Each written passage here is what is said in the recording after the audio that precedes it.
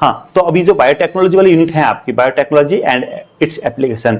Biotechnology के अंदर genetic engineering में हमने डीएनए पढ़ लिया, और इस यूनिट को भी थोड़ा, चैप्टर को थोड़ा छोटा कर दिया है, तो हम सिलेबस के अकॉर्डिंग पढ़ेंगे। ओनली रिकॉम्बिनेंट डीएनए टेक्नोलॉजी ही रखी है इसके अंदर, ओनली रिकॉम्बिनेंट डीएनए टेक्नोलॉजी ही रखी है।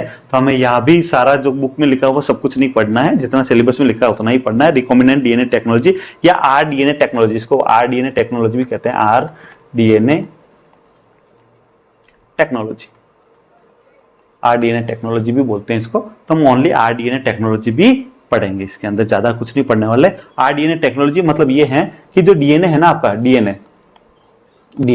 डीएनए के अंदर जो इसका स्ट्रक्चर है, इसके स्ट्रक्चर से रिलेटेड हमें कुछ टेक्नोलॉजी, स्ट्रक्चर को आगे पीछे, इस स्ट्रक्चर को समझ के उसमें कुछ चेंजेस करके हम क्या क्या कर सकते हैं वो सारी चीज पढ़ने वाले हैं इसमें, है ना। तो बहुत अच्छे से, बहुत इंटरेस्टिंग तरीके से ये चीज हम पढ़ने वाले हैं, ठीक है। उसके बाद जो है अगला चैप्टर है बायोटेक्नोलॉजी एंड इट्स एप्लीकेशन।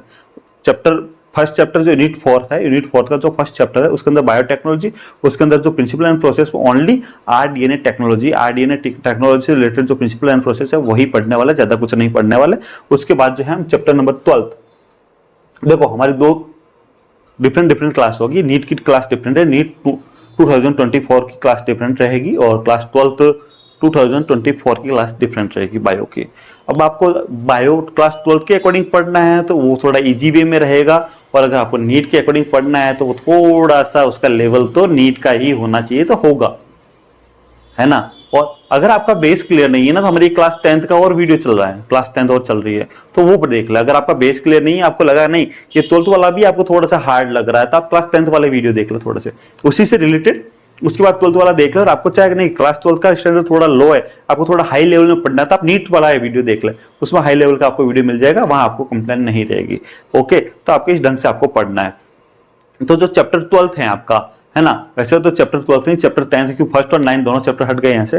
तो चैप्टर 12 जो है यहाँ पर जो यूनिट 4 का सेकंड चैप्टर है, यहाँ पर हम बायोटेक्नोलॉजी एंड इट्स एप्लीकेशन के अंदर जो एप्लीकेशन देखेंगे, सबसे पहले तो क्या देखेंगे, बायोटेक्नोलॉजी की एप्लीकेशन, यानी क्या क्या हेल्थ में क्या है, एंजियोस्पर्म में क्या है, हेल्थ, ह्यूमन हेल्थ में बायोटेक्नोलॉजी कौन कौन सी एप्लीकेशन हैं, जो एग्रीकल्चर है वहां पर कौन कौन सी एप्लीकेशंस हैं, उसका यूजेस क्या, हमें क्या बेनिफिट हो रहा है, ह्यूमन हेल्थ में बायोटेक का क्या बेनिफिट हो रहा है, हमारे एग्रीकल्चर जो है वहां पर बायोटेक का क्या बेनिफिट हो रहा है, वो सारी चीजें देखने वाले हैं यहाँ पर, है ना। तो ह्यूमन हेल्थ में ह्यूमन इंसुलिन बना तो वहां बायोटेक का क्या रोल है, वैक्सीन, अभी कोरोना की वैक्सीन बनी तो वहां बायोटेक का क्या रोल है, ये डिफरेंट डिजीज की जो वैक्सीन बनती है उसके प्रोडक्शन में बायोटेक का क्या रोल है ना।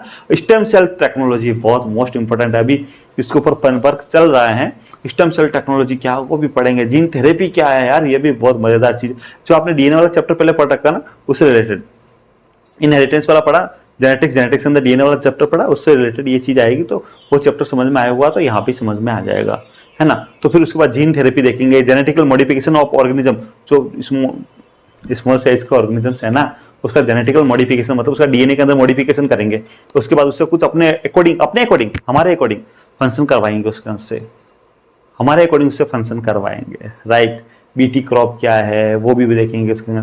बीटी क्रॉप कॉटन होता है ना, कॉटन के अंदर कॉटन खुद ही अपने आप के जो उसको इंसेक्ट इन्फेक्ट कर रहा है उसको रोक देता है, तो वो देखेंगे। ट्रांसजेनिक एनिमल्स आपने देखी होगी ना, ट्रांसजेनिक एनिमल आजकल तो बहुत दिखते हैं आपको, ये जो आप कह रहे हैं अमेरिकन काउ, ट्रांसजेनिक एनिमल्स है ना, राइट। हाँ, फिर उसके बाद में लास्ट में देखेंगे, ये सब कुछ हमने कर दिया ना, तो biosafety issue, biopiracy and patents, इसके बारे में भी बात करेंगे, बायोसेफ्टी इश्यू के बारे में भी बात करेंगे, बायो पायरेसी के बारे में भी बात करेंगे। हमने कुछ रिसर्च की, उसको किसी ने चोरी कर दिया तो वो बायो पायरेसी, वहां भी बात करेंगे।